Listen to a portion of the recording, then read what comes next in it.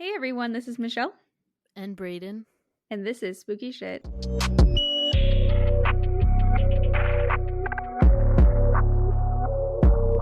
So this week we're going to be talking about unsolved murders. I'm going to be starting out talking about Amber Tuccaro. And then I'm going to talk about the Easey Street murders. Okay. But before we get started, how's it going, Brayden?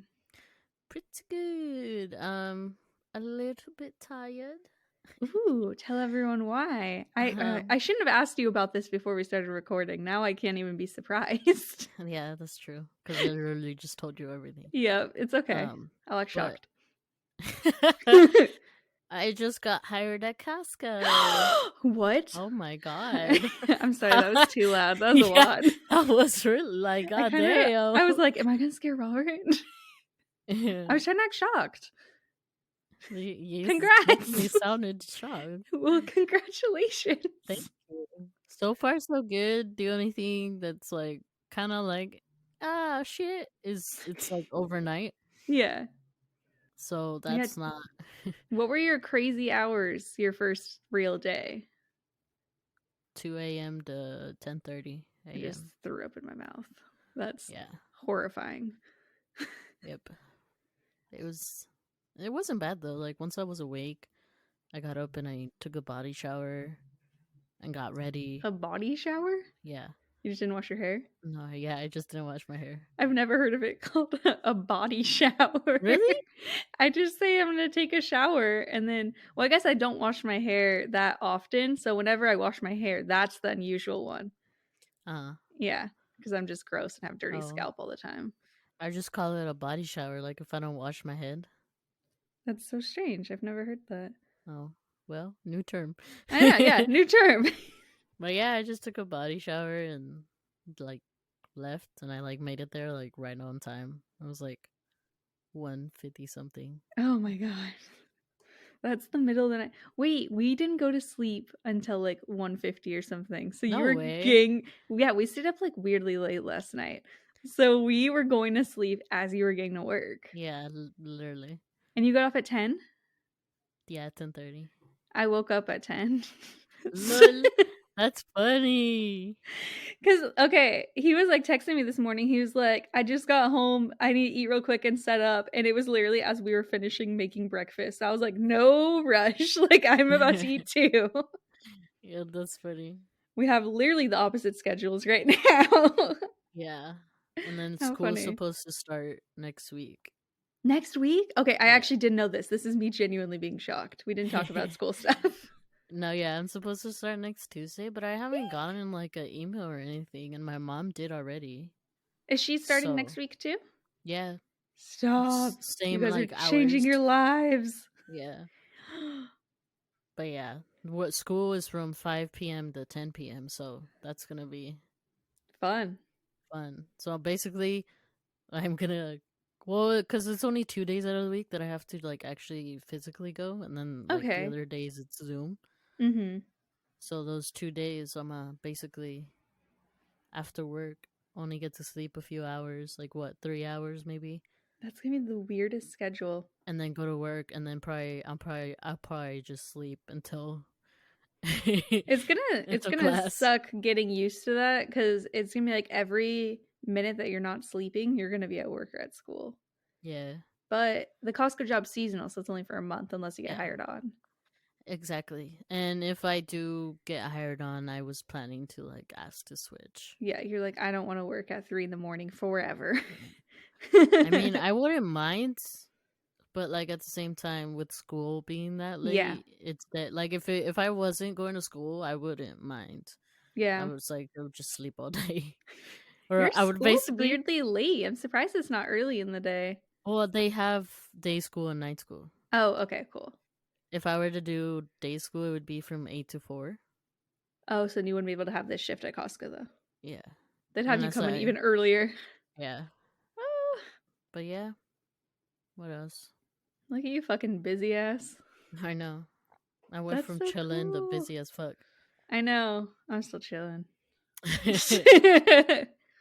But yeah, it's going good.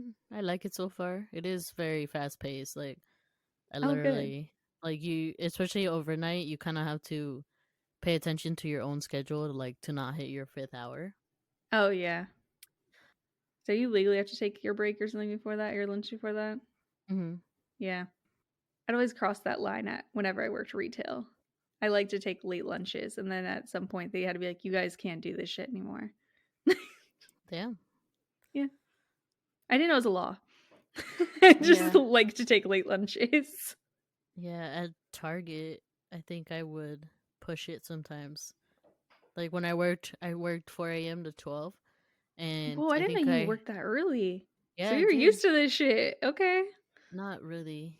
I know Alaris was kind of like, fuck, when she found out my schedule, because, like, those times were not very good times. Yeah, you guys. I was, like, always tired. Like, I never wanted to do anything. And that Alaris was actually kind of freaking out, because she's like, fuck, like, it's about to, like, be that same shit all over again. She's like, I'm never going to see you. You're always going to be tired. It's only for a month. I was like, yeah, that's what I told her. I was like, honestly, think about it this way, too. In that time, I literally worked there for like more than a year. Whoa. And I was like, in that time, I was also very depressed. And like, I like, it was just a really bad time. Like, I wouldn't blame my schedule all on there was some other shit going on too that affected it. That's what I told her too. I was like, honestly, like, I think I'll be okay now. Like, I'm happier. I'm in, you were over a month on a tea. Yes. That's one month and 1 week, and then this Sunday it's gonna be 1 month and 2 weeks. Not to sound like an insane person, but every time I hear you, I'm like, I don't know, his voice sounds stupid. No, it's funny you bring this up. Wait, is it? Yes. Because I guess Alaris listened to like one of our newest episodes. And she said the same thing. She was like, your voice sounds deeper. I was like, no, like Michelle says the same thing. I was like, y'all tripping. Your voice is literally supposed to become deeper. It's not us tripping. But like I didn't expect it to happen so fast, I guess. Yeah. And so I got curious, and you know how I've been doing those videos? Yeah. And so I played the first video I made, and then up to like the most recent, like, and I was like, I literally was like, oh shit. You can tell? Yeah, you can tell. I'll play the clips. Okay, play it. Okay, he's talking about he's been recording his voice every week since he started T. Yeah, it's obviously. I was like in the gay community or trans community, a lot of like, I'm not sure if trans women do it.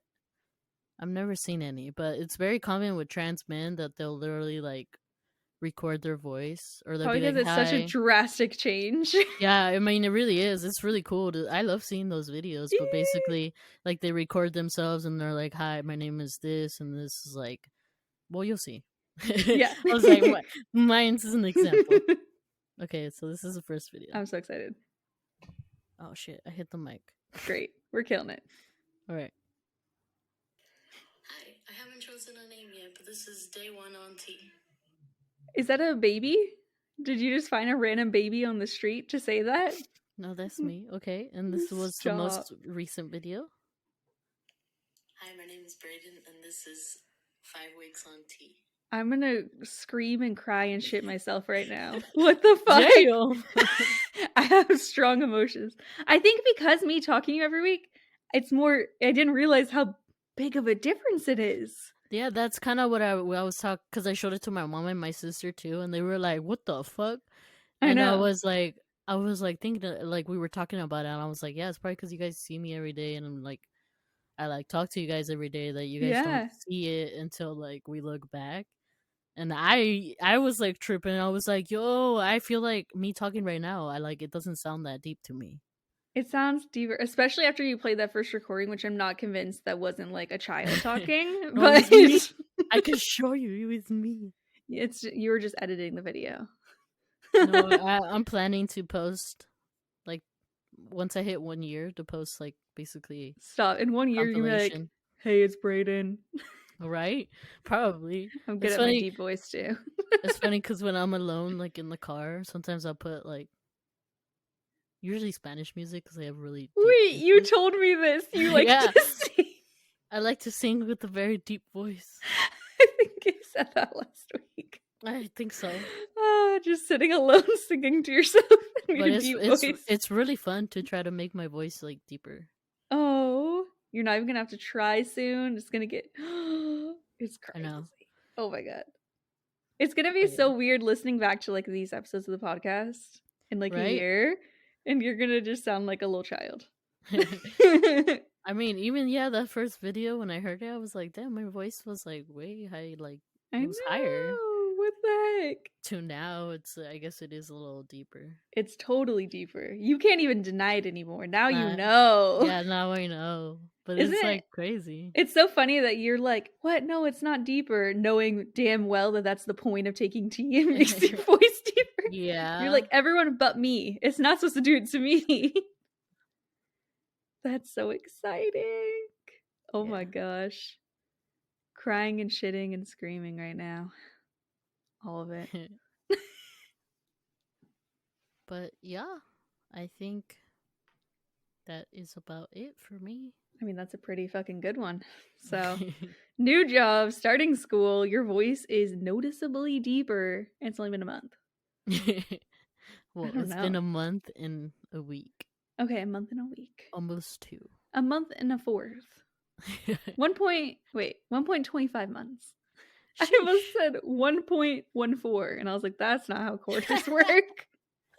Oh god. I need to stop going to sleep so late and waking up late. It makes me feel so weird in the middle of the day.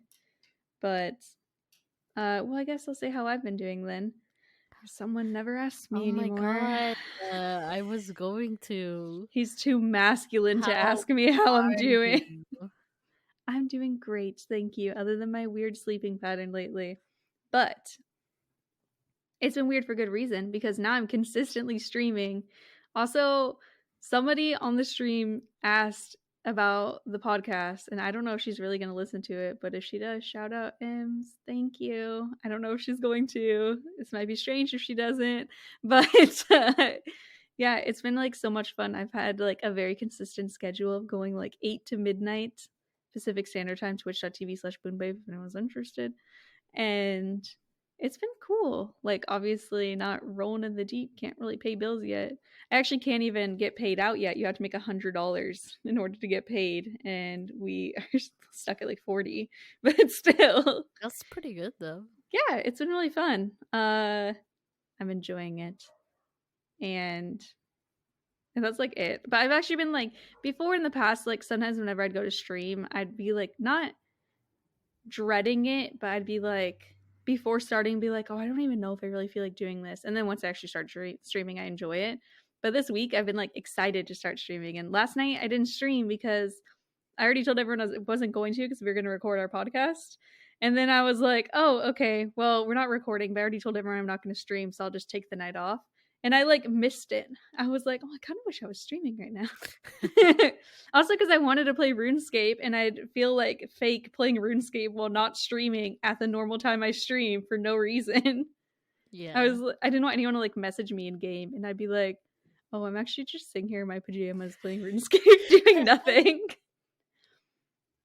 It's a weird feeling that now I think if I play a game at night, I have to stream though. That's interesting. Yeah, that's interesting. Yeah, but it's been really cool and just very, very fun. And hopefully I get 1 million more subscribers so it could actually pay bills. Yeah. I hope so. I know. It sucks. Like, no matter how fun it gets, I'm like, this still technically isn't a job. It takes so much because people have to subscribe. They pay like $4 or $5. And you only get half that money because Twitch gets the other half. So everyone that subscribes, you only get like $2 or something. So it sucks because people are spending like $5. And if it was $5 per person, it would literally be twice as much money that we'd be getting. But yeah, I don't know how people make a living on Twitch. It's actually insane to be like, how many fucking subscribers do you guys have? Like, holy shit. Yeah. Ask Mr. Ninja. Yeah, Ninja. I've never seen his stream, but I know he was on like The Masked Singer randomly. Yeah, I don't really watch people's streams that much. I've been watching this one person's. Shout out to Divine Feminine. I love their name because, you know, like Divine Feminine, how people say that. They are like they, them pronouns. So their name is Divine Feminine. And I think it's the cleverest name. Theirs is like the only stream I've really watched, and I actually like it quite a lot. We always raid them after we're all done. I'm just shouting out all these streamers that don't watch. It's fine. The M's that I was talking about before, she also streams. I think it's like M's be killing you or something. A little more violent of a name, but that's fine. I mean, I don't really watch anybody. I mean, I have seen Jesus. Oh yeah, shout out Jesus too. He hasn't been streaming in a while. Yeah, I don't think he has. I know. We were trying to rate him, but since he plays a different game, it's hard to get people to stay. Yeah, that's true. It's like totally different. Yeah, he plays Call of Duty. I mean, some streaming videos come up on my TikTok. Does that count? Yes. There's this. Well, they're mostly Call of Duty streamers. Oh, do you even play Call of Duty? I used to. Really? Not so much anymore. I literally have an Xbox, but I don't play on it. I was thinking about selling it. As a gamer. I used to be. That's really weird. Mm-hmm. Why don't you play RuneScape? I don't know. You should play. Old school RuneScape. Everyone make an account and add me. Thanks. I don't know. I don't know why. Like, I do like gaming. Like, sometimes I want to play. Like, I turn on my Xbox, but it's because I literally go so long without turning it on. Like, so when I do turn it on, it, like, has 5 million updates to do. Oh, see, that makes it less fun when you have to sit there for 2 hours while everything updates. Exactly. Usually I update it and I just, like, lose interest. And I end up not playing, and then, like, time goes by again, and I don't play. You just have to be a hardcore gamer like me and Robert and do it literally all the time. Hardcore gamer as I'm playing, like, Animal Crossing. I answer the call. Yeah, I was thinking about selling it, because it's literally just sitting here. Your Xbox? Mm-hmm. Might as well. You could get some extra Christmas money. True. Especially because my first paycheck isn't until Christmas Eve. Fuck that. Yeah, do they just finish their pay period? Yeah. That's brutal. Everyone else got paid today. No, and you just started. Yeah. Maybe sell the Xbox. Fuck. But yeah, that's pretty much all I've been up to. And I still have both your presents ready for you to come get eventually. Or for me to give to Leah to give to you or something. Eventually. I mean, you could just wait. Because I got you something, but I don't know when it's going to arrive, to be honest. So. You said it might not even be here before Christmas, right? I was like, it's not guaranteed to get here. That's actually hilarious.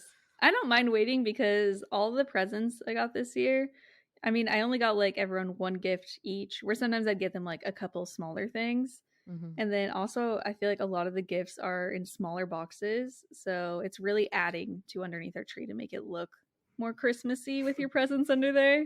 And if I took out 2 of them for your birthday and Christmas, it would look kind of lame. So it's fine. Yeah. Well, it's just adding to the Christmas spirit for now. And I don't remember which present I put in which box. So it'll be a surprise what you open. There's 2 boxes and I don't remember what's in them. Damn. Yeah. But I think that's all I have going on. Should we move on to our stories? Yeah, let's start. So this week I'm going to be talking about the unsolved murder of Amber Tuccaro. Amber Tuccaro was born on January 3rd, 1990 in Fort McMurray, Alberta, Canada, and she was adopted 3 days later by Father Andrew and Mother Vivian Tootsie Tuccaro. So Tootsie is her nickname. I will be referring to her as that the rest of the story. So I think that's a really cute nickname. Tootsie Roll. Amber had 4 older brothers. The only one whose name I was able to find, though, was Paul. The family were proud members of the Mikisew Cree First Nation tribe.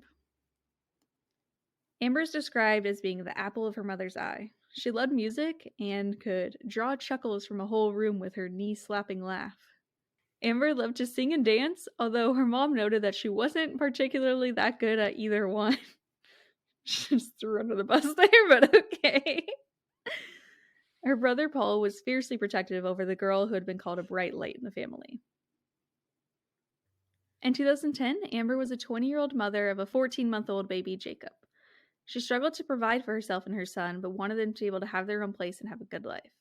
This proved to not be the easiest task, and over time, Amber had gotten stuck at women's shelters 3 separate times with her baby before having to call her mom to take her back to their family house. And I should add that, like, as far as I could tell, she didn't want to move because of family issues, and she was actually really close to her family, but she just wanted to have, like, her own home for her and her kid, you know? Amber was known to be a responsible and devoted mom. She didn't even like to leave her son with babysitters for too long at a time. So while she'd been briefly living in a shelter, Amber met a woman who she quickly became friends with, and the two decided to take a spontaneous trip with Jacob to the capital of Alberta, Edmonton. Like, literally, some articles I read said that this woman just showed up to her house and was like, hey, do you want to go, like, today? And she was like, yeah. Which I need some friends like that. What the fuck? Yeah. I say that. I'd probably say no if they asked. Be like, no. I could go in a week. I need a little bit of a heads up. Come on, you don't have anxiety. Gotta work up to it. I know. To save some money, they booked a room outside the city limits at a motel in Nisku, Alberta, which is about like 35 to 45 minutes away from Edmonton. They flew out to the city on August 17, 2010, checked into their nearby hotel, and spent the day around the local area, planning to explore the city soon. But Amber was too excited and she just didn't want to wait. On the night of the 18th, Amber asked her friend if she could watch Jacob for a bit as she wanted to go and check out the city for a little. She left the motel to find a ride and was last seen by her friend getting into a car between 7:30 and 8:30 p.m. A description of the car has never been publicly released. Not sure if they just don't have it or what the fuck the reasoning behind that is, but this was the last time that there was a confirmed sighting of Amber.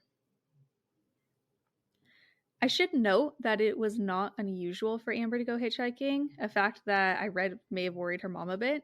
She'd even been warned by Tootsie in the past that she should, like, pretend that she was on the phone while hitching rides as a safety precaution, just to, like, act like she was talking to someone. Which I definitely do shit like that whenever I feel, like, sketched out. I don't hitchhike, but, like, whenever I feel sketched out, I'll, like, call someone and be like, hello, I feel safer on the phone, even though it makes no sense. I mean, at least someone's listening on the other side, you know? Exactly. In one article I read, it was observed that hitchhiking is a common way for Indigenous people in Alberta to, like, travel into cities, whether for medical care, to visit family, just whatever. This isn't always, like, a preference either, but rather a necessity because for many Aboriginals, they live in more remote areas and don't have the means to afford cars. The night that Amber hitched that ride, Tootsie had already grown concerned, as normally her and her daughter texted all throughout the day, but Amber had suddenly stopped replying to her. Her concern was only increased the next morning when she received a call from Amber's friend, who told her that she had left without Jacob the night before. Immediately afraid, Tootsie called the Royal Canadian Mounted Police to report her daughter's missing, but they didn't take her concerns seriously. According to Tootsie, police told her, well, maybe she's out partying and she'll call or whatever. And they told her to call back if her daughter had been gone for more than 24 hours. Tootsie knew her daughter and knew that she would never, ever just leave her son behind, especially not with somebody that she'd only recently befriended, but she felt that she had no choice but to wait. 24 hours passed and there was still no word from Amber, so police finally accepted the missing persons report. And just in case any of you out there happen to be thinking, like, this is normal, that's required you wait, I don't think it is. I mean, at least today, like 2021, it says on alberta.ca on a section on missing people, in the first line, you don't have to wait 24 hours to report someone is missing. So, I mean, it's possible this is like a new thing that was added, but I don't think that this is a new thing that was added. On August 28, 2010, Amber's missing person case was closed. Not because they located her, no, but because someone had reported a sighting of her. From what I read, it's not even known if this tip was confirmed by an investigator before they decided she wasn't missing anymore and removed her from the missing persons database. How you gonna have one person be like, yeah, I think I saw her. Be like, sounds legit. She's fine. She's good. Stupid. On September 4th, 2010, the RCMP told a local newspaper that they had no reason to believe Amber was in danger and that she was in Edmonton, where the sighting had been. It took nearly a month for Amber to be re-added to the missing persons list, as her mom, who, like I said, usually had daily contact with her daughter, still had not been able to get a hold of her. No apology was made by the police for taking her off the database in the first place. After several months of disappointing police investigation, like literally, they didn't even interview Tootsie for 4 months. And as far as she knows, they never located or interviewed the friend that Amber was with at that hotel. Tootsie decided to take matters into her own hands. She went to visit the motel where Amber had been staying to take a look at the items that she left behind, both as like potential evidence and to take home for sentimental reasons. But she was shocked to find out that the RCMP had thrown all the items away. What? Yeah. So they had never even cataloged the items. They never offered them back to the family. And for this massive fuck up, the RCMP cited a series of operational mistakes, miscommunications, and a lack of oversight. Sus. Yeah, basically, I think that it said they just like looked at the items and were like, oh, none of these, or they didn't look at the items for months, by the way. It sat there for months. Then they looked and were like, this isn't important. And they just threw it in a dumpster. Wow. Like, what? At least offer it to the fucking family. Yeah. In December of 2010, Amber, along with other women, was honored during the Edmonton Sisters in Spirit / Stolen Sisters Awareness March, an event to bring awareness to and protest against the violence that Indigenous women face in Canada.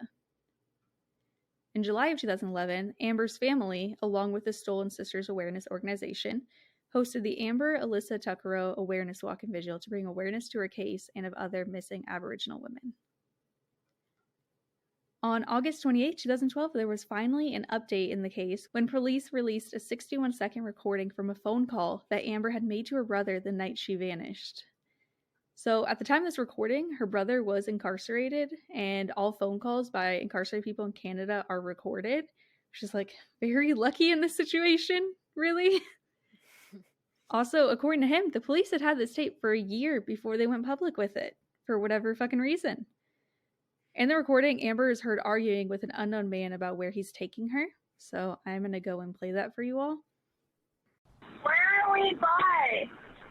We're just heading south of Beaumont, or north of Beaumont. We're heading north of Beaumont. Yo, where are we going? No, this is a... Are you f***ing kidding me? You better not taking me anywhere I don't want to go. I want to go into the city. Jeez. Yo, we're not going into the city, are we? We're going. No, we're not. Yes. Then where the f*** these roads going to? 50th Street. 50th Street. Are you sure? Absolutely. Yo, where are we going? 50th Street. 50th Street? 50th Street. East, right? East. Over now. Bravo. Bravo.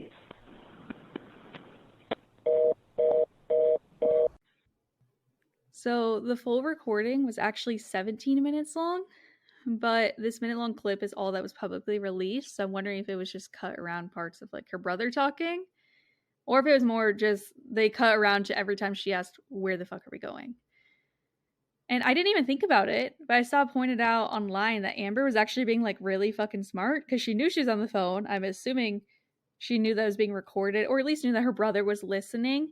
And she kept making a point to repeat everything that the man was saying to her brother on the phone so someone would know where they were going. Like every time he was like 50th, she'd repeat 50th and east. And she would say east, just so like someone knew like this is what he's saying. Police believe that the man had been driving Amber southeast along the rural roads of Leduc County instead of taking her north to Edmonton as requested. So this is what I was saying about like being on the phone to feel safer. Like she was on the phone. There's literally a recording of her being taken in the wrong direction.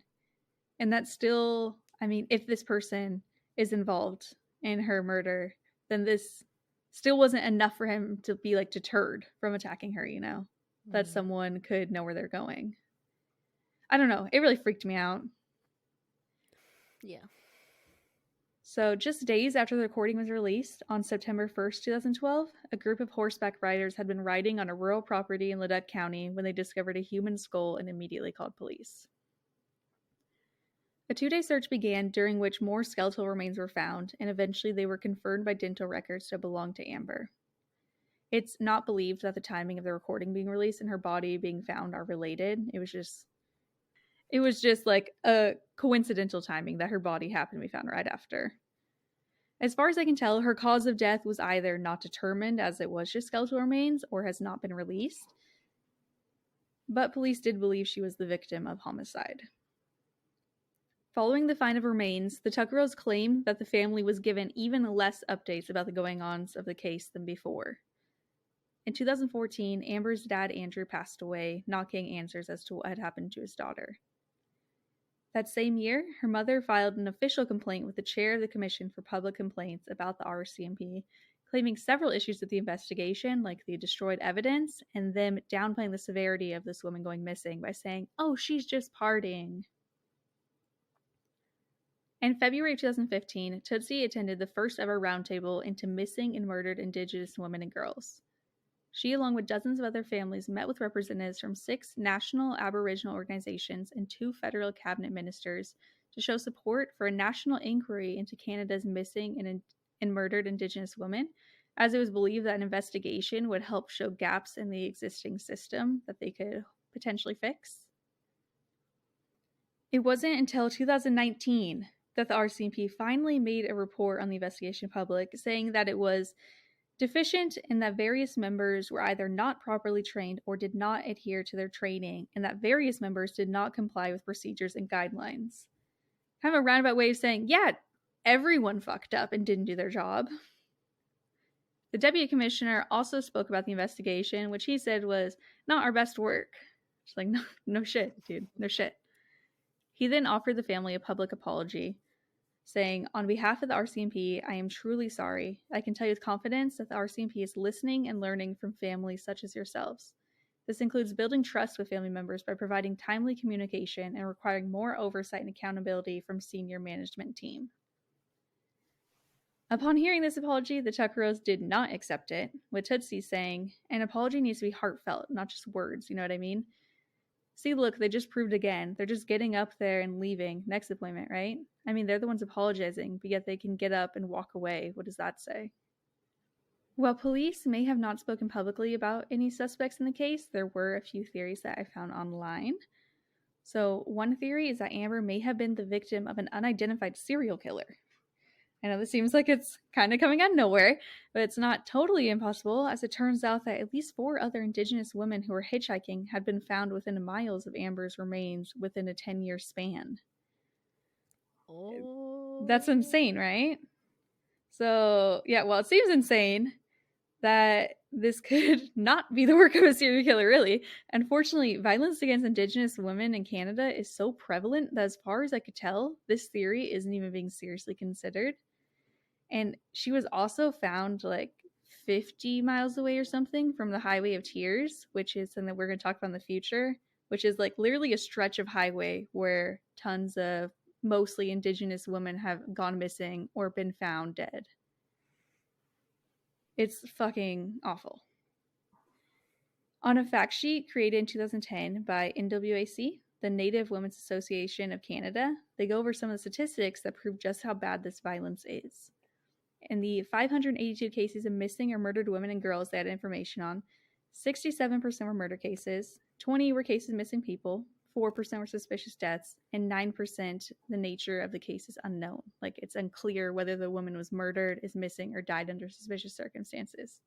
Which is weird. How is it unknown? How does nobody even know, like, if they're dead? Like, what? Yeah, that's weird. Yeah. Further research by NWAC indicated that between 2000 and 2008, Indigenous women and girls represented 10% of all female homicides, despite the fact that they only made up 3% of the female population. Like, because at first I read 10% and I was like, okay, that's probably normal. They're only 3% of the population. What the fuck? Most shocking of all is that the research found that just 53% of murder cases involving Aboriginal women led to charges, while the national clearance rate in all of Canada was reported in 2005 as being 84%. They concluded that Aboriginal women were almost 3 times more likely to be killed by a stranger than non-Aboriginal women, and that they experienced violence by both Aboriginal and non-Aboriginal offenders, most of whom are men. All this complied information really points to the need for greater protection for Indigenous women and for police to take their cases more seriously, like Amber's, who they said was just out partying. And again, I cannot get over the fact why she just left her kid and they just think she's partying. What the fuck? Another theory I want to share with you all is something that I was unable to confirm as being true, but I did see it on multiple blog websites about Amber's case, so I wanted to share it. According to these websites, following the release of the phone call recording, police actually received tips about who the male voice belonged to by 3 separate women.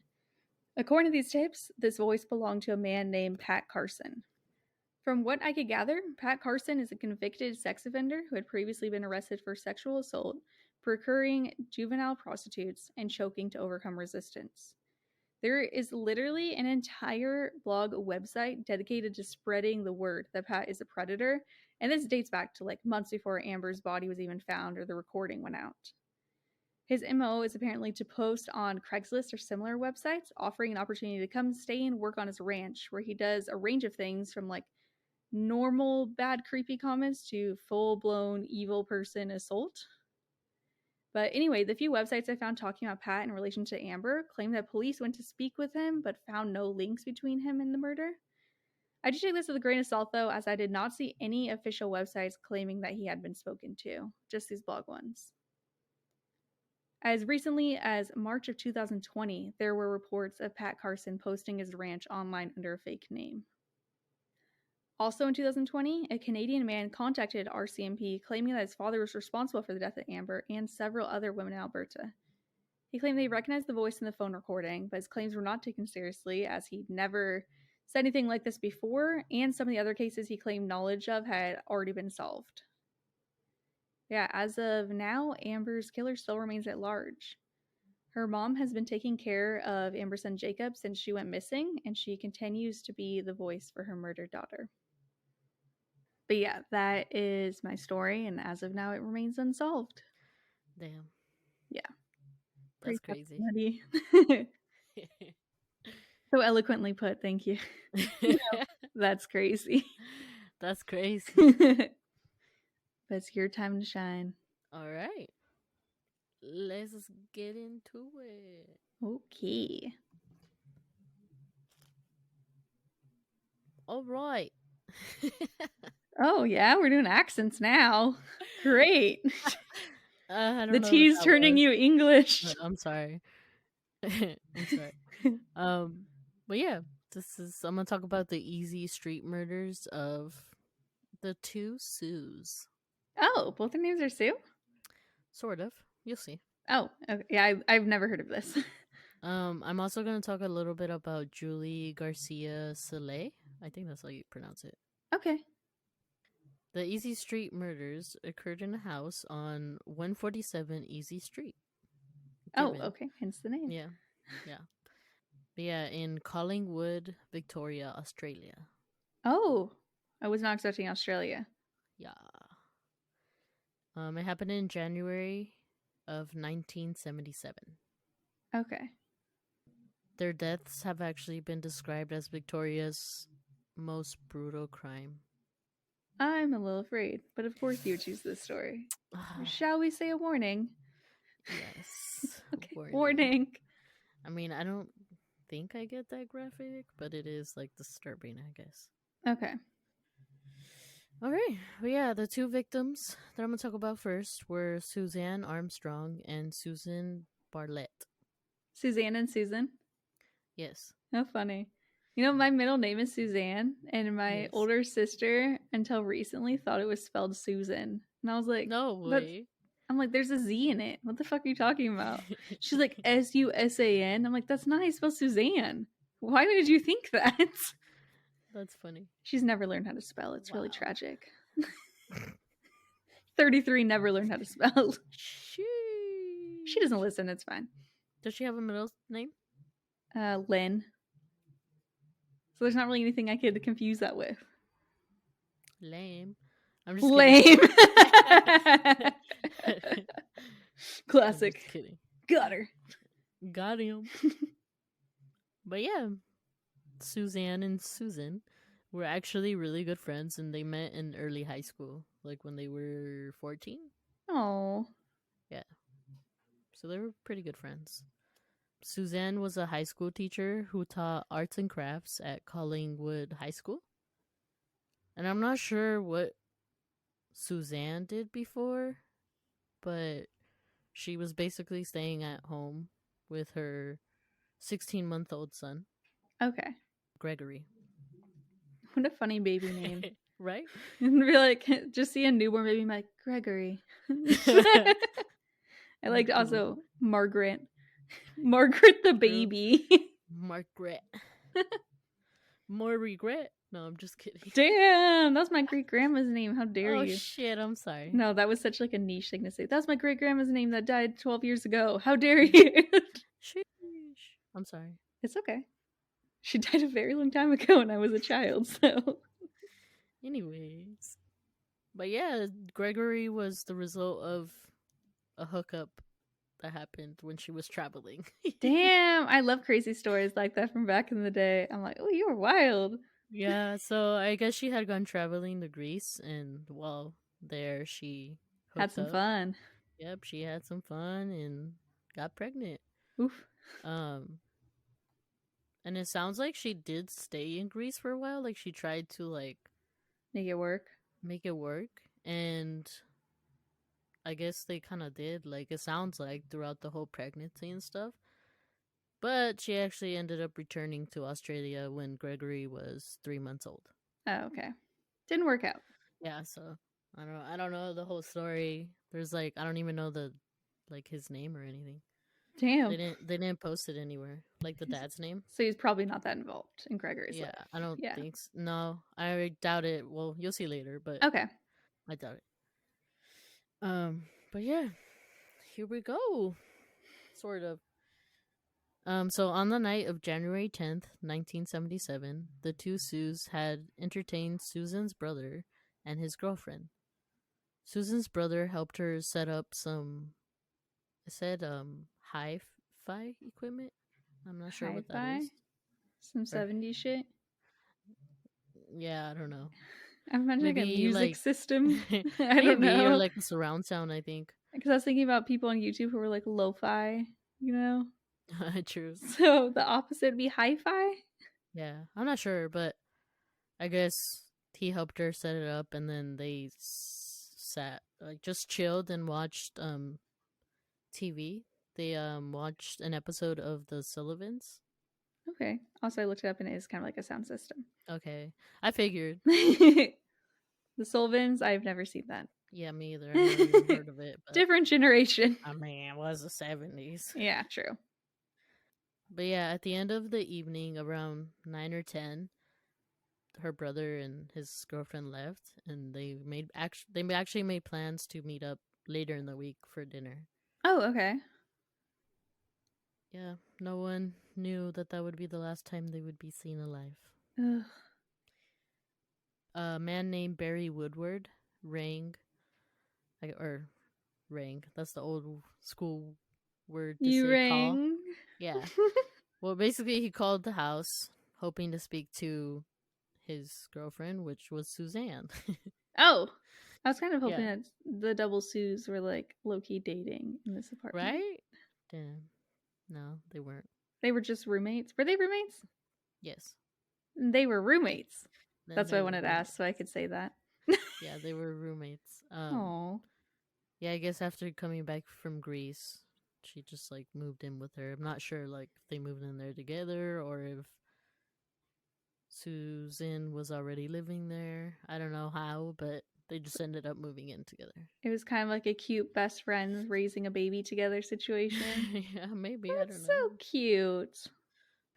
But yeah, the next day on the 11th, he basically called and he got no reply, so he didn't really think anything of it at first. Yeah. But after like repeatedly calling and like not getting back like a call back, he definitely was like, "What the fuck?" Yeah, starting to grow concerned. Yeah, and so he actually decided to make a house call, or to show up at the house. I love these old-fashioned terms using a house call. Yeah. So on January 12th, he actually showed up to the house accompanied by his brother. And he found that the back door was open and it was unlocked and like open. And so he actually like entered, like went inside and basically just kind of, I guess, screamed out like, "Hey, like Suzanne, you The guys fuck here?" are you guys? Yeah, basically, like I guess he didn't really explore. He just was like yelling. Calling, yeah. Yeah, and no one replied. So he ended up like he just assumed that they were like out, maybe at the store or something. Oh no, So he just left? Yeah, well, he wrote like a quick note, just like basically like, "Oh, Susan, call me back when you can," and then he left. Oh my god. Susan and I'm not sure who, but it says that they had gotten a puppy, Oh. and one source said it was a Labrador, and another source says it was a German Shepherd. So I'm not sure. It was Both just angels on Earth. I was like, so. maybe it was a mix. Oh, that'd be cute. But yeah, they had a puppy. It was Aw. a few months. I'm not sure how old it was actually. But a puppy. But yeah, anyways, that same day where he had gone to the house on the 12th, I guess the puppy was found by the neighbors just like roaming the street. Oh, okay. Yeah. So yeah, they like the neighbors, Iona Stevens and Janet Powell, they like got the puppy and tried to go return it, but there was no answer. So they ended up taking the dog and just left a note on the door. I actually like have what they said. Oh. It says, "Dear Suze, we have your dog, which Suze? was..." Like both Yeah. of them? Yeah. Oh my god, I love this. They were known as like the two Sues. That was like their nickname. That's the cutest like little best friend thing ever. Oh my Right? gosh, I love it. Yeah, it says, "Dear Suze, we have your dog, which was wondering..." Or not wondering. Your dog was wondering, can it sleep over?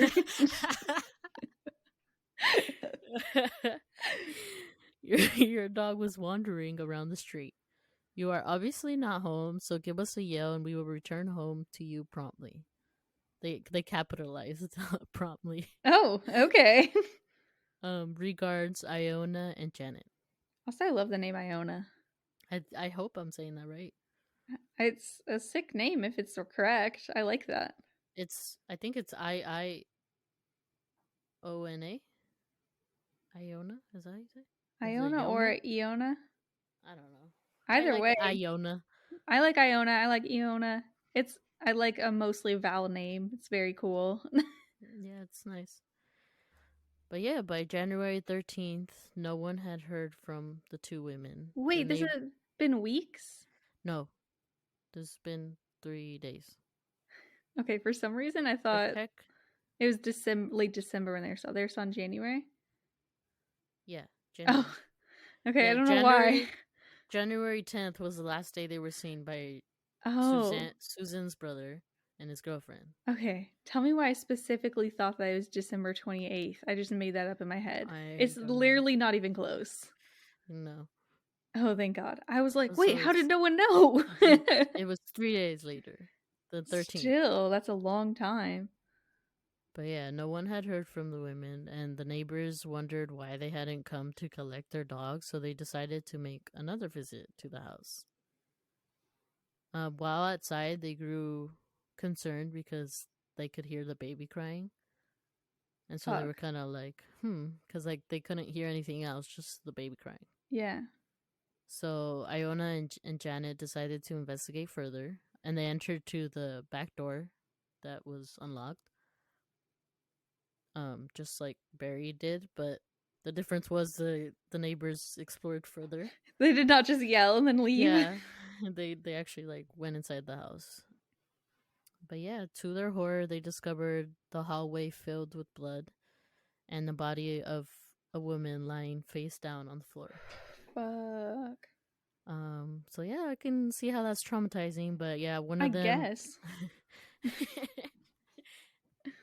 One of them just ran to get Gregory and ran That's out. brave of her. Right? Oh my god, I don't know if I could. I'd be like, first we call for help, then we get the baby. Right? When someone's fucking hiding. They basically ran and got him, and then like went back to their house to call the cops. Damn, they're brave. Right? Fucking the boyfriend, though. Right? The police discovered that the body lying face down in the hallway was that of Susan Bartlett. She had been stabbed 55 times. 55? Yes. That's a lot. That is a lot. That's like overkill. And yeah, she was only 27 at the time of her death. Oh my god, I was going to ask you how old they were. Ugh. Yeah. But yeah, so they found her body first, and then as they like went into the more deeper into the house, they found the body of Suzanne Armstrong in the bedroom. She was found naked from the waist down. Yeah, and she had been stabbed 29 times. And she was only 28 years old. Oh my god. And it looks like they were both sexually assaulted. Fuck. That sucks. And Gregory, he was unharmed, but obviously distressed and like dehydrated and like starving. Yeah. Yeah. But he was, other than like he was okay. Yeah. I guess the police believe that the killer entered the premise through an unlocked window in one of the bedrooms. They're not sure which one. But they basically like came to the conclusion that Suzanne Armstrong had been like the target or initial victim, and that Susan had basically like tried to come to her aid. Oh. No, I think like maybe she heard some commotion and tried to go to her aid, and then like they turned on her too. That's kind of like what they thought. I'm imagining there was two like people then, right? I don't know how they could overpower two women. That's kind of what I think. I'm like, that's kind of sus. Especially if they're both sexually assaulted. That sounds like, I don't know. And police weren't 100% sure, but they believed that the women had been killed on the 10th. So they've been staying there for days. Isn't that the day that the brother was there? Yes. So they had dinner with the brother and then they got murdered? That's what it looks like. Ugh. But yeah, investigators found that the bathroom was covered in blood, which led them to believe that the killer, like, basically tried to clean themselves. Gross. They also found a blood-stained towel, just, like, laying around. Mm-hmm. But yeah, they believed that the killer cleaned himself up, and then left through the back door and, like, the back gate that actually leads to a railway station. Of course it does. Yeah. Immediate transport. But yeah. Yeah, he left that way, and that's why, like, both those entries were unlocked, they're assuming. Yeah. And they could not find a murder weapon. That was until later, when it was found. I didn't hold me in suspense that long. It wasn't that much later, but obviously, like, while they're investigating, they actually found it near the railway station. Oh. Sus. Yeah. Very sus. And I guess also, like, on the way to the station, in a drain, they found another, like, blood stain, like a washcloth. Ew. Yeah. Super sus. Mm-hmm. But yeah, now I'll talk about some of the suspects that they had. Yes. So the first was Gregory's dad. Came all the way from Greece. Yeah, that he was ruled out quick because I guess he like never even stepped foot in Australia. Yeah, so. That's some international travel for this, right? There's no quick route. No. So he was quickly ruled out. The second suspect was Barry Woodward. Of course. Suzanne's boyfriend. Because Suzanne was the intended victim, they thought, right? Mm-hmm. Yeah. Okay. But yeah, I guess his brother backed up his like story, and then he was eventually cleared by DNA because they did find, I think, a semen sample. Mm-hmm. I was wondering. I was like, is brother good enough for an alibi, though? But yeah, it's DNA. I mean, I did want to talk about this. Okay. I personally, if I was actually worried about my girlfriend, I don't know, maybe it's the toxico in me, but I would like go, be like, what the fuck, where are you? Like, I would go in the house and explore. I wouldn't just be like, hey, yeah, you here? But I think that we are also doing this podcast, so we would automatically assume the worst. That's true. I'd be like, yo, bro, what the fuck? Robert doesn't answer his phone for like an hour, and I'm like, he's been killed. I get like hella freaked out. I would assume something was bad, but I guess, I mean, they probably didn't see each other every day, like didn't talk every day too, so. Yeah, that's true. It was different back then. Yeah, and then we don't know their relationship. I guess everyone just reacts in different ways, but I would also probably investigate. I'd be like, yo, what the fuck? I was wondering what I was thinking. He said he was yelling for them. Did the baby not wake up because of him yelling? Yeah, I don't know. That's what I wondered too. Mm-hmm. I mean, it's possible he was like hungry and stuff. He could have been like not crying because he was like weak, you know? Maybe, or like it could have been, like he could have been sleeping. Mm-hmm. Yeah. I guess, well, never know. I know. The third suspect was actually an admirer of Susan. Oh? Yeah. He's just the unnamed salesman. Ugh, that sounds like such a sketchy thing. Right? It gets even more sus. So he admitted to entering the house between the 10th and the 13th. Ooh, what? Yep. Why? The man said he was interested in Susan Bartlett, and he told officers he entered the home through Susan's bedroom window with the intention of getting her phone number. I literally don't even know what to say because that's the creepiest thing ever. Right? Stalker status. Like, I want your number. Let me climb in through your fucking bedroom window. Sus. But I guess he said that he did not see the bodies or see the baby while he was in the house. How did he only look around her room? Yeah, I don't know. I'm assuming so. I just don't understand why he would even admit to this. If Right? I was him, didn't kill them, but did this, I would carry that secret to the grave, man. I would not admit that because that is creepy as shit. That's creepy, but I would probably admit it because they'd probably find out anyway, you know? Oh yeah, someone could have seen him climbing in. Yeah. He'd be like, so I was actually the second person to climb it through the window the past few days. That would look even more bad. That's true.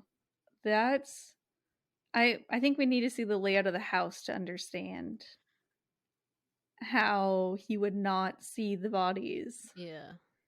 Well, from my understanding, I think it's like, you know, the front door, then it's like a living room, Mm-hmm. then like behind the living room, it's like the kitchen, like dining room, and then like the back door. Yeah. And then back towards the front of the door, it's like the hallway. Because that's like the way they described it. They said their bodies were found towards the front of the house. So that makes sense that the bedrooms were like, it would be the front door and then like the hallway to the rooms. I just don't. I'm not sure like how many rooms it was either, or none of that. I know, because I don't know how, unless he was only in her room, how he wouldn't see anything. But I mean, your boy's a creep even if he's not a murderer, so he could have just been like enjoying being in her room. True. Or, I mean, he could have gone late at night too, where it was dark. Oh, that's true. God, that's even trying worse. Trying to get a number. He's probably just trying not to get caught, you know? Ew. I like how we call him Susan's admirer when it was Susan's stalker. But back in the day, they're like, this is normal. Stalker. He just cared for you. Why didn't you give him a chance? But yeah, despite the bizarre tale, he ended up being cleared by DNA. Oh my god. The fourth suspect was Stephen Steve Cox. Mm-hmm. Steve was actually a neighbor of the two Sues. He was an artist who showed great interest in the murders and even produced a number of works around the case. Fucking weird, but he could just be a weirdo who deals with things like that. Right? Yeah. It's a little sus. But it is really weird. It is really weird. But police were unable to find anything to link Steve to, like, the murders. This case is just like a bunch of people who aren't murderers, but they're fucking weirdos. Yeah, exactly. But yeah, he too was ruled out by DNA. Bro, they were just surrounded by like the creepiest men alive. Just wait for it. This last How is this gonna be more? This last suspect, the fifth and final person of interest, okay, was a man named John Grant. Okay. John was a journalist and a suspect not only for the Easey Street murders, but also for the 1975 disappearance of American tourist Julie Garcia Soleil. Oh, I forgot you were going to tell me about another case. Yes. So Julie was originally from California. I actually read somewhere she was from Stockton. Oh, okay. But I guess she was working as a library assistant when she reportedly became friends with John and a couple of his associates. The two associates was a man named John Joseph Power and Rhys Tommy Collins. Okay. And they were both known criminals. Great. John was known like a known violent criminal, and then Rhys was a boxer and also a criminal, so and I'm guessing Julie didn't know this. I don't think so. Or yeah, she was like, wow, new friends, cool. Yeah. You can just Google people's names back then. It's just super sus. But yeah, on the night of her disappearance, John, Joseph, and Rhys, or Rhys, I don't know how to pronounce it, I'm sorry. How do you spell it? R-H-Y-S. It's Rhys. It's Rhys? Uh-huh. I was saying Rhys. The way you were like, I don't know how to spell this. There was somebody in a TV show I used to watch, but they were like Welsh or something. But they spelled it like that. That's why whenever you were saying Rhys, I was like, I wonder if it's spelled how I'm thinking. Okay, so it's Rhys. It's not rice. It's not just rice, to be clear. But yeah, on the night of her disappearance, John, Joseph, and Rhys had been in Julie's flat. And were actually the last people to see her alive. That's scary. Basically, they claimed that she left to make a phone call and never returned. Where'd she go to make the phone call? Like outside? Right? She have to go to a payphone? No. Oh, maybe. I don't know. It was back in the day. I know, but she didn't have a house phone, I wonder? Maybe not. Yeah. But I guess she shared the flat with her sister. Oh. Her sister Gail, and I guess when her sister came home, she said that items, including Julie's underwear, had been thrown around the flat. Ew. And the only missing items were a kitchen knife, a black cape of Julie's, and $125. The only things missing were the most suspicious things to possibly be missing. Exactly. I guess she said she also found a bloodstained cloth. And I was like, whoa, sus. Oh my god. But yeah, that's basically the story of Julie Garcia Soleil. And her body has never been found, or like, there's been no like follow-up, I guess, or... It's been so long, it's like 50 years. Yeah. Nearly. That's scary. There's not much about her either. I hate that. I hate when you don't know anything about them. Like, I tried to look up just her name and, like, literally not much came up. Yeah.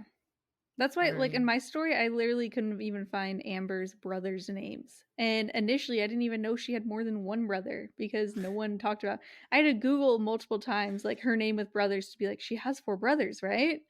Because nobody's clear about it. You just search like their life and everyone's like, let's only talk about their death. And I'm like, I want to know what they were like. That's true. But yeah, so he became a suspect in the Easey murders because I guess he had been sleeping in a house just next door to where the murders occurred.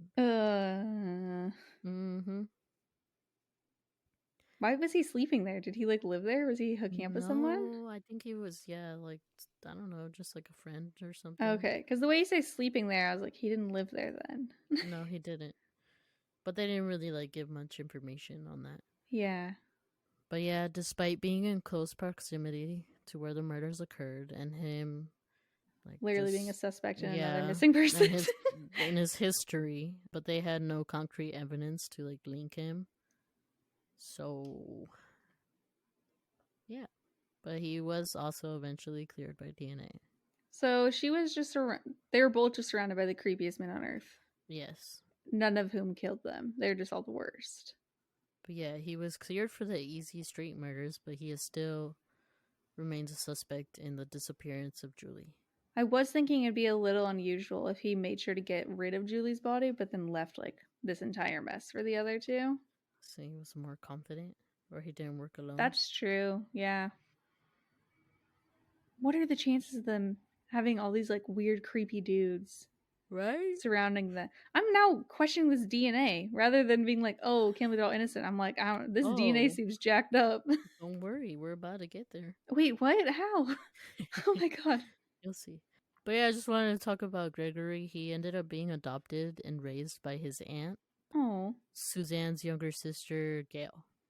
Oh, that's nice. Oh, I just realized. Gail and Gail? Yeah, I was like, Julie's sister was named Gail too, but it's spelled differently. For a second, I was thinking like, oh yeah, because they were roommates, and I was like, wait, no, that's a different sister. Yeah, I just realized that. Yeah.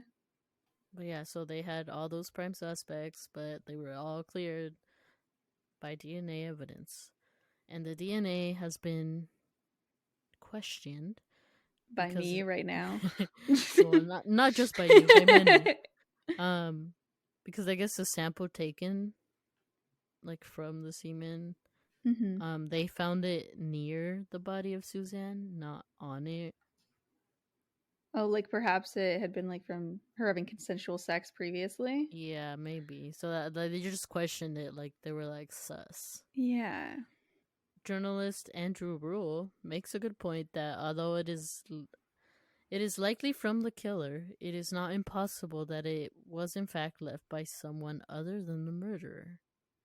Oh, if there's multiple people involved? Yes, or just like some creeper, another creeper. I wouldn't be fucking surprised right? At this point. Like that ass. God. But yeah, the case has remained cold for many, many years. Yeah. And actually, on January 15th, 2017, 40 years after the murders occurred, a reward of $1 million had been offered for help for any information in solving the crimes. That is a fucking massive reward. Yes. Whoa. And it's still up for grabs. If anyone if you're in Australia, Victoria, and you were, if you lived on Easey Street or knew anything. You had a sketchy dad. True. But yeah, if you have any information, I would urge you to contact Crime Stoppers at 1-800-333-000 or visit www.crimestoppers.com.au. Okay. I would also like to add a phone number because I totally forgot to. I'm sorry. No, that's fine. But while you look for it, I was just gonna say that actually there's been 2 books released about the murders. Whoa, really? Yeah, you know, Murder on Easey Street sounded familiar, but I was like, am I thinking of like a movie with a similar name? I don't think there's a movie. Okay. But I guess the first book came out in 1996, and then another one was written in 2019. That's so recent. Yeah. But Gail, I guess, has been like a huge advocate in continuing the efforts to solve the case. Good. I'm like, that's you go, girl. So I pull up a phone number. If anyone knows anything about Amber Tuccaro, you can contact Alberta RCMP because, they're doing a great job with the case. And you could contact them at 780-412-5261.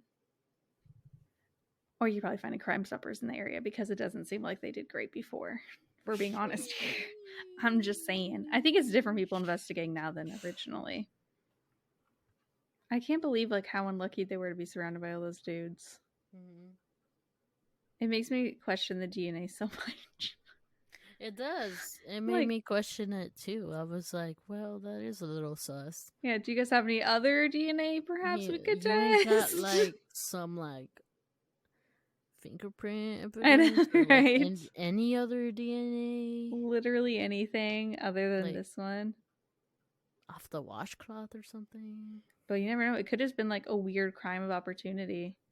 Yeah, it was kind of reminding me a little bit about Faith Hedgepeth's case, where everyone was so convinced that it was someone that she knew, and all these DNA was found negative, and everyone was like, no, it was totally the friend was somehow involved, and then someone was just arrested, and it was just some random dude. I was looking that up yesterday. I don't think they've said how it was connected yet. I think that was just really a random crime, but there could just be someone else out there that they just haven't tested the right person, which is terrifying. Very. That's scary. Well, do you have anything else to add to lighten the mood? Oh, I have something. What? So, shout out Kyla, first of all. Oh, yes. Yes. Would you like to say what Kyla texted you? We've been forgetting. Let me pull it up because I'm getting really tired. So great. Give me a second. We were supposed to record 2 episodes today. Are you still gonna be able to do that? I think so. It's okay if you can't. But yes, she texted me last week, and she sent me a screenshot of the Spotify. What's it called? The Wrapped. Wrapped. Yeah. And she's send me a screenshot of her podcast, and we're on her list. Yay. Of top podcasts that she listens to. So cool. And she was like, "Hey, you guys made it," and then I was like, "Hey, yo, thank you, you're a real one." And then she was like, "What do you call your fan base?" And then I was like, "Oh shit, we've never thought of that." Yeah. And I was like, hold up, let me talk to Michelle. Okay, what was her suggestion? Oh, yeah. She was like, the spooky shitters. So, the thing is, with the name Spooky Shit, it's gonna have to be shit related, unfortunately. Mm-hmm. We were thinking spooky little shits. You guys are the little shits. I don't even know what anyone would want to be called with shit in the name. Spooky Shitters was a classic one, though. Yeah, that was pretty good. I was laughing out loud when I read that text. I was like, what the fuck? It's funny. I don't hate it. If anyone likes these, let us know if you have any better ideas. Yeah, you said spooky shitters, spooky shits, or little shits. And then I was like, okay, bet. I got it. Oh. I was like, hey, this is going to be our motto, or our saying now. Or how we're going to start. It's going to be hey, little shits, let's get spooky. Yes, I forgot about that. Okay. Yes. I don't know. I like it. Let us know. If you guys don't like it, then let us know. Otherwise, we're going to use this. This is our new thing. You guys are our little shits. You guys are our little shits. I mean, I guess it's better than being a spooky shitter. I mean, it's fun. It's fun to say, too. It's hey, you spooky shitters. Sounds like you're shitting out Ghost or something. If anyone has any thoughts, let us know, because we're gonna do something. I don't know. We're gonna maybe use both. They're both great. Watch us forget immediately in the next episode about this. Typical spooky shitters. I think we're the spooky shitters and they're just the little shits. I agree. I'm getting spooky shitter vibes from us right now. I feel like that's the vibe we put off. And you guys are just the little shits, yeah. Well, if any of you little shits would like to email us, you can at thespookyshit.pod@gmail.com. Our Twitter and Instagram are spookyshit_pod, and I would say spookyshit-pod.com. Yeah, I think that's all I really had for the episode. Is that what you have too? Yeah, thanks for listening, you little shits. I actually forgot about that. It was a good lead into it. I was like, oh, wait, the email. You know, there's been multiple times where I fuck up and say our old email and I don't realize I'm editing, and then I just have to cut out the email and be like, well, I guess no emails this week. Like, we get emails so frequently. Yeah. We haven't gotten one in a second. It's over flooding. Over flooding is not. It's not a word. I don't think over flooding. It's just regular flooding. Overflowing. That's what I meant. It's over flooding. There's too much floods happening everywhere. You know, we actually got a message on Instagram that at first I thought was real, and now I'm realizing that I think it was a spam message because someone just was like, "Hi, how are you?" And I was like, "Oh." Or I don't know, they're like, I'm gonna go look and see right now, actually. They basically just asked how we were. Oh no, they didn't actually. They said, hello, hi. And I said, hi, how's it going? And they said, how are you, sir? Where are you from?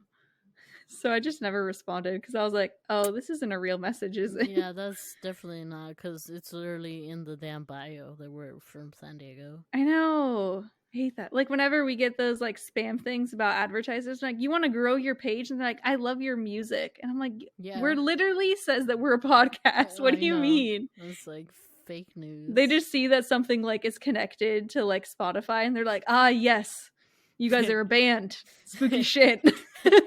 Spooky shitters. Yeah, feel free to hit us up. We really appreciate when people do. Sometimes I don't even notice because I'm so used to all these spam messages.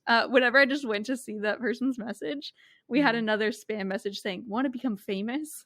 Bro, I don't. Not famous. I want to have a lot of listeners, but not be known, if that makes sense. Do you know what I mean? Like, I don't want people to know who I am, but I want people to listen. So you basically want to be like Marshmallow? Yes. Oh, I should get like a little helmet. With like this little ghost logo. That'd be pretty cool. No one even sees it because it's just our voices. I just wear it for fun.